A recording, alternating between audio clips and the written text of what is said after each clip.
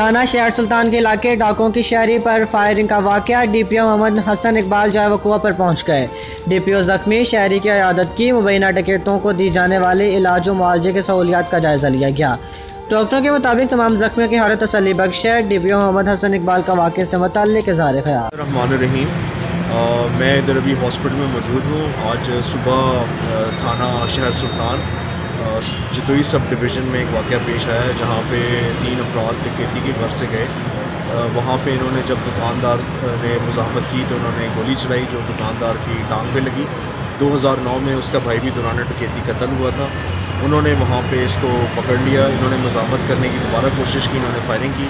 वहीं पे आगे एक मछली वाले की रेहड़ी थी, उससे इन्होंने हिफाजत खुद इख्तियारी में बकौल उसके मज़रूब दुकानदार के उसने अपनी हिफाजत में टोका चलाया जो एक डाकू के हाथ में लगा।